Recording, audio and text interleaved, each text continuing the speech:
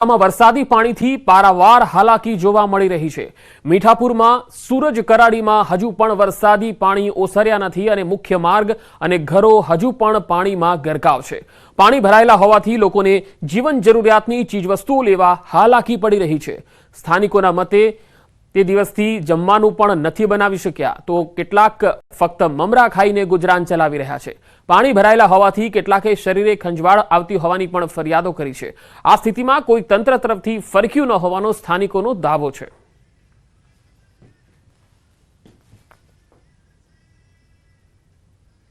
તો દ્વારકામાં વરસાદે વિરામ લીધો પરંતુ પાણી ઓસર્યા નથી। મીઠાપુરમાં હજુ પાણી નથી ઓસર્યા। તમે તસવીરોમાં પણ જોઈ શકો છો કે દ્વારકાના મીઠાપુરમાં ઘોટણસમા પાણી ભરાયેલા છે। રહેણાંક વિસ્તારો હજુ પણ પાણીમાં ગરકાવ છે। વરસાદી પાણી ભરાતા લોકોને ખૂબ જ હાલાકી પડી રહી છે। રોજિંદી અવરજવરમાં પણ પરેશાનીનો સામનો કરવો પડી રહ્યો છે।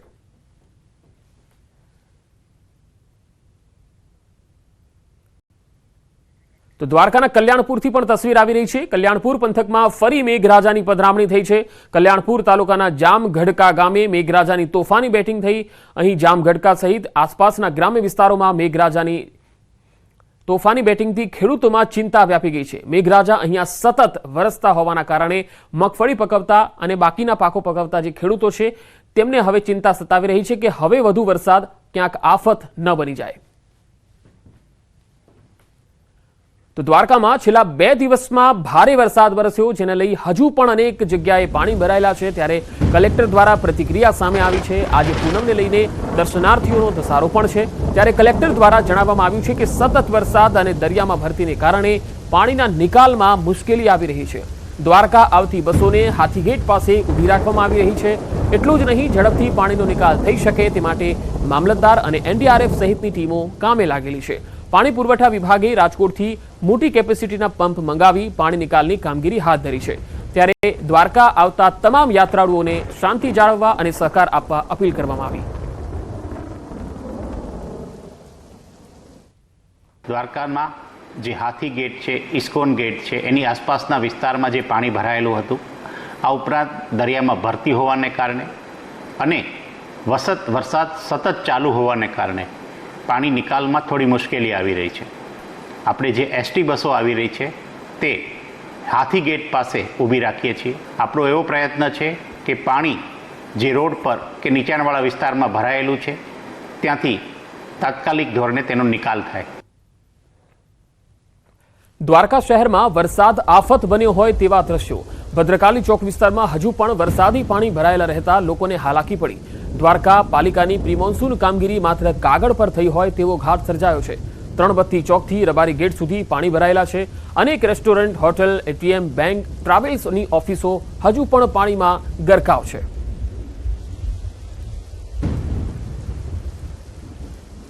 તો હવે આપણે બતાવીએ દ્વારકાના નાગેશ્વર જ્યોતિર્લિંગના દ્રશ્યો। આ તસવીરો જુઓ। નાગેશ્વર જ્યોતિર્લિંગ વિસ્તારમાં જે ધોધમાર વરસાદ થયો તેના પગલે અહીંયા સુંદર દ્રશ્યો પણ જોવા મળ્યા। ખુદ મેઘરાજાએ ભગવાન ભોળાનાથને જળાભિષેક કર્યો હોય તેવા આ દ્રશ્યો। નાગેશ્વર જ્યોતિર્લિંગ મંદિરમાં શિવલિંગને જળાભિષેક કરતા મેઘરાજા જોવા મળ્યા। નાગેશ્વર જ્યોતિર્લિંગ મંદિરના ગર્ભગૃહ સુધી પાણી પહોંચી ગયા છે। ભારે વરસાદના કારણે મંદિરમાં વરસાદી પાણી પહોંચી ગયા જેનો આ વિડીયો સામે આવ્યો છે।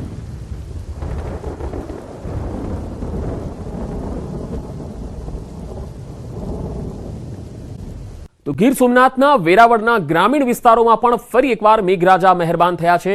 આજે સતત ચોથા દિવસે મેઘરાજા મહેરબાન થયા। ગઈકાલે બપોર બાદ વરસાદે વિરામ લીધો હતો। આજે ફરી ધમાકેદાર શરૂઆત થઈ ગઈ છે। વેરાવળના નાવદ્રા, ઇન્દ્રોય, સોનારિયા સહિતના ગામોમાં છેલ્લા અડધા કલાકથી ધોધમાર વરસાદ વરસી રહ્યો છે। સતત વરસતા વરસાદને કારણે ખેડૂતોમાં હવે ચિંતા વ્યાપી ગઈ છે।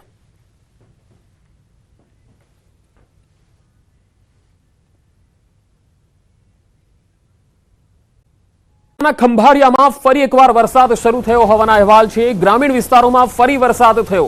છેલ્લા 3 દિવસથી વરસાદી માહોલ છે ત્યારે ખંભાળિયા શહેરમાં પણ વરસાદ શરૂ થયો છે। વિજલપર, કેશોદ અને ભારથરમાં પણ વરસાદ પડી રહ્યો છે।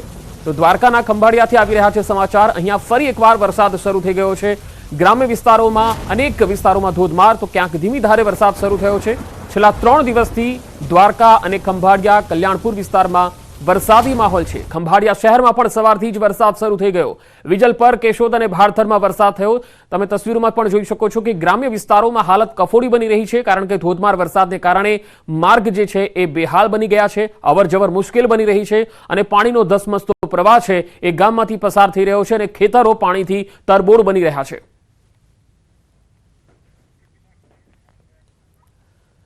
ગીર સોમનાથના વેરાવળના રસ્તા પાણીમાં ગરકાવ થઈ ગયા। આરતી એપાર્ટમેન્ટ રોડ પાણીમાં ગરકાવ થયો છે। આ તસવીરો છે જે વેરાવળથી આવી રહી છે। આરતી એપાર્ટમેન્ટ રોડ પાણીમાં ગરકાવ થઈ ગયો તો નટવરથી બજરંગ રોડ પણ પાણીમાં જોવા મળી રહ્યો છે। હાઉસિંગ સોસાયટી, સલાડ સોસાયટીના રસ્તાઓ પણ પાણીમાં દેખાઈ રહ્યા છે। ચારે તરફ મુખ્ય માર્ગો જે છે એ જળમગ્ન થયેલા જોઈ શકાય છે। ગીર સોમનાથના વેરાવળથી આ તસવીરો આવી રહી છે।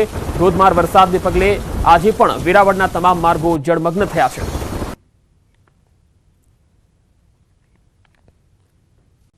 તો વેરાવળથી આ તસવીરો આવી રહી છે, જ્યાં નટવરથી બજરંગ રોડ પાણીમાં ગરકાવ દેખાઈ રહ્યો છે। અવરજવરમાં લોકોને મુશ્કેલી પડી રહી છે।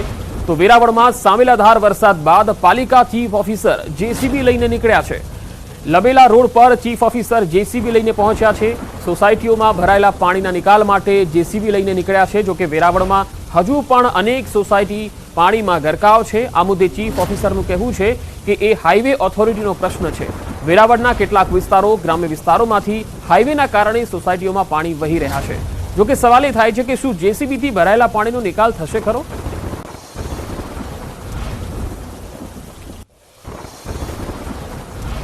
તો ગીર સોમનાથના વેરાવળમાં વધુ 4 ઇંચ વરસાદ ખાબક્યો છે। 2 કલાકમાં જ 4 ઇંચ વરસાદ ખાબક્યો। અહીંયા 4 ઇંચ વરસાદના કારણે વેરાવળના અનેક વિસ્તારો બેટમાં ફેરવાયેલા છે, પાણી થઈ ગયા છે। સૂત્રાપાડામાં પણ મેઘરાજાની તોફાની બેટિંગ આજે જોવા મળી છે। સૂત્રાપાડામાં 2 ઇંચ વરસાદ નોંધાયો છે।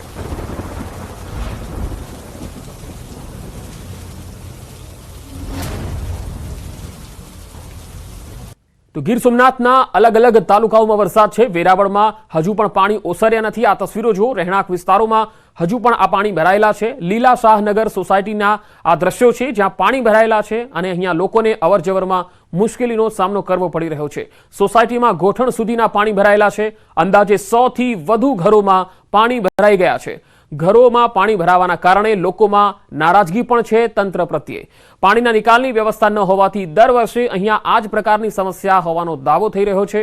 છેલ્લા કેટલાય વર્ષોથી ચોમાસામાં આ જ સ્થિતિ થતી હોવાની સ્થાનિકોની રાવ છે।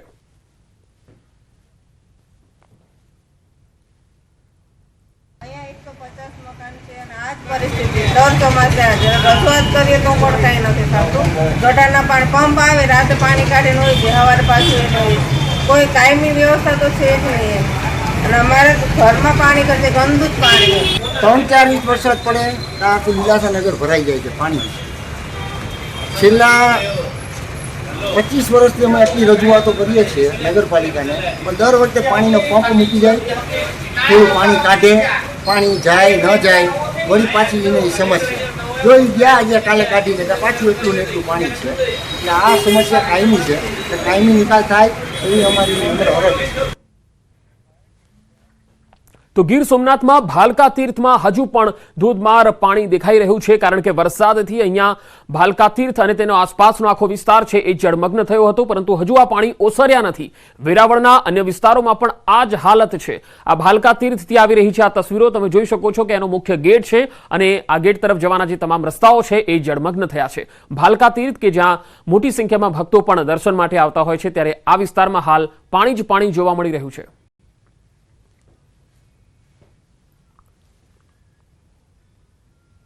તો સોમનાથ મહાદેવ પર શ્રાવણ પૂર્વે મેઘરાજાનો મહાઅભિષેક। છેલ્લા 3 દિવસથી મેઘરાજા અવિરત અહીંયા વરસી રહ્યા છે। સોમનાથ મહાદેવનો જાણે જળાભિષેક થઈ રહ્યો હોય એ પ્રકારના દ્રશ્યો આવી રહ્યા છે। સોમનાથમાં શ્રીકાર વર્ષા અને સમુદ્રનો ગુગવાટ જોવા મળે છે। યાત્રીઓને અહીંયા અદ્ભુત અનુભવ પણ થઈ રહ્યો છે। સોમનાથ મહાદેવ પર શ્રાવણ પૂર્વે મેઘરાજાનો આ મહાઅભિષેક। છેલ્લા 3 દિવસથી મેઘરાજા અહીંયા અવિરત વરસી રહ્યા છે અને સોમનાથ મહાદેવને જળાભિષેક કરી રહ્યા છે। સોમનાથમાં શ્રીકાર વર્ષા થઈ રહી છે અને સમુદ્રનો પણ અદ્ભુત નજારો, એમાં ઘૂઘવાટ પણ સંભળાઈ રહ્યો છે। જે યાત્રિકો અહીંયા આવી રહ્યા છે તેમને પણ અહીંયા અનોખી અનુભૂતિ થઈ રહી છે। થી એક મહત્વપૂર્ણ ખબર આવી રહી છે। મોચા ગામે પહોંચ્યું છે ન્યૂઝ 18 ગુજરાતી અને ખાસ મોચાથી કુતિયાણાનો હાઈવે પાણીમાં ગરકાવ છે, જેની તસવીરો સામે આવી રહી છે। અનેક ગામો બેટમાં ફેરવાયેલા છે, જેમાં કડચ, બગસરા, ફુલરા અને હંટરપુર આ ગામો જે છે તે બેટમાં ફેરવાયેલા છે। બાથરોટ, બાલાગામ પણ બેટમાં ફેરવાયું છે। હજુ સુધી તંત્રની ટીમ આ ગામોમાં નથી પહોંચી શકી, પરંતુ ન્યૂઝ 18ની ટીમ આ ગામોમાં પહોંચી છે અને ખાસ ગ્રાઉન્ડ રિપોર્ટ આપના માટે લઈને આવી રહી છે। અમારા સંવાદદાતા પણ પોરબંદરના અલગ અલગ ગામોમાં જઈ રહ્યા છે। માણાવદર તરફ જવાનો રસ્તો છે તે અત્યારે બંધ જોવા મળી રહ્યો છે। કોઈએ અહીંથી બાલાગામ કે ઓસા જવું હોય તો તે નથી જઈ શકતો, ત્યારે અહીંના સ્થાનિક લોકો છે, આપણે તેમની સાથે વાતચીત કરવાનો પ્રયત્ન કરીશું કે આખરે તેમનું શું કહેવું છે। દાદા, શું કહેશો કે આ પ્રકારની પરિસ્થિતિ તમારા ગામમાં? પરિસ્થિતિ ગંભીરમાં ગંભીર પરિસ્થિતિ, બધી પૂરું થઈ ગયું। પાણી શિયાળીકોર પાણી, ઘરોમાં પાણી, કોઈ ખાવાનું નથી। અઠવાડિયા કોઈ થોડા દાણા હોય દરાવી અને થોડું ખાધું બધા એવી પરિસ્થિતિ છે સર।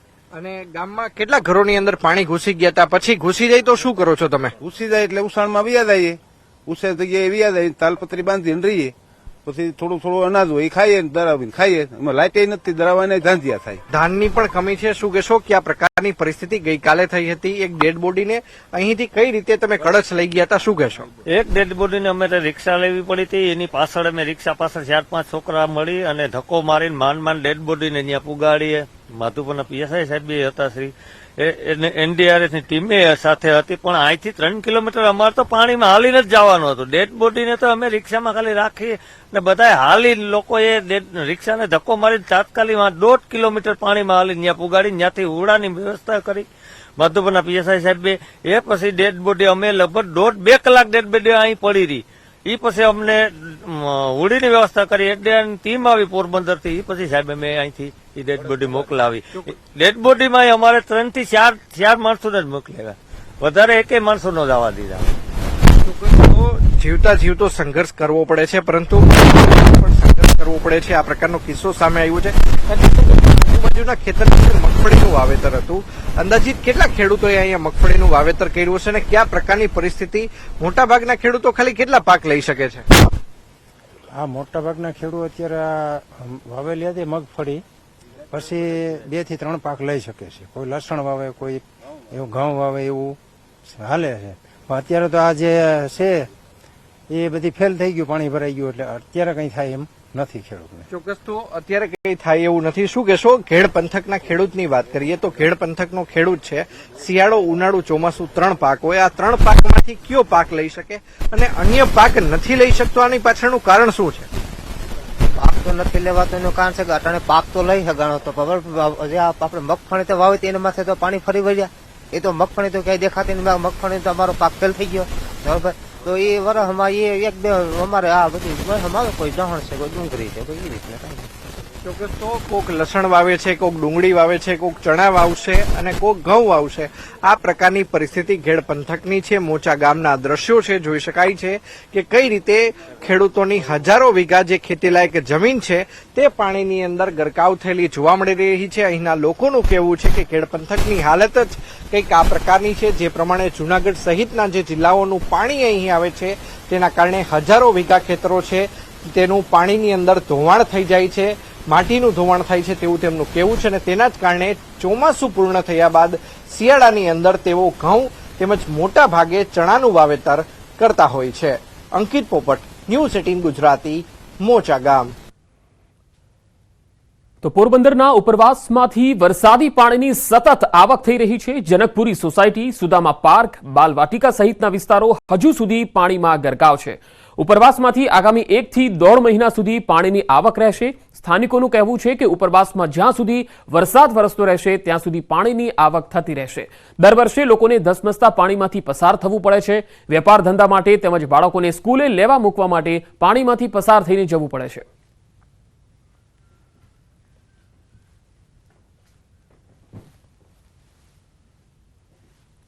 તો પોરબંદરમાં મેઘરાજાના વિરામ બાદ હજુ સુધી મંદિરોમાંથી વરસાદી પાણી ઓસર્યા નથી। વીર વચરાજ દાદાના મંદિરમાં વરસાદી પાણી ભરાયેલા છે। પૂજારી મહેશ ગીરીએ જણાવ્યું છે કે 2 દિવસ પૂર્વે લોકોના ઘરમાં પાણી ઘૂસી જતા અહીં આશરો આપવામાં આવ્યો હતો. લોકોને રહેવા અને જમવાની સુવિધા પૂરી પાડવામાં આવી હતી. જ્યાં સુધી ઉપરવાસમાંથી વરસાદી પાણીની આવક થતી રહેશે ત્યાં સુધી મંદિરના પરિસરમાં પાણી ભરાયેલા રહેશે. મંદિર પરિસરમાં 1 થી 1.5 ફૂટ પાણી ભરાતા દર્શનાર્થીઓ હાલાકીનો સામનો કરતા જોવા મળ્યા. ભક્તો મંદિરની બહારથી દર્શન કરી રહ્યા છે.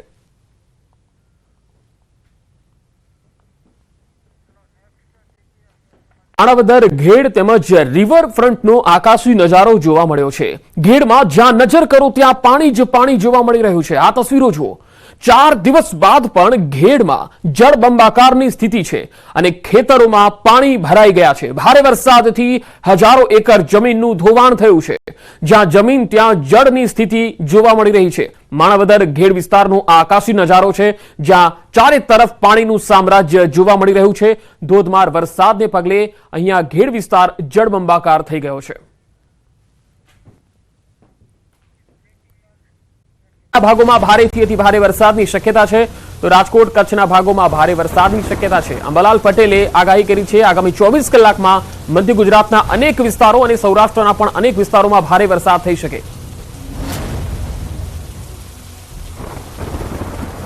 એટલે આગામી 24 કલાકમાં રાજ્યના વિવિધ ભાગોમાં વરસાદ આવવાની શક્યતા રહેશે.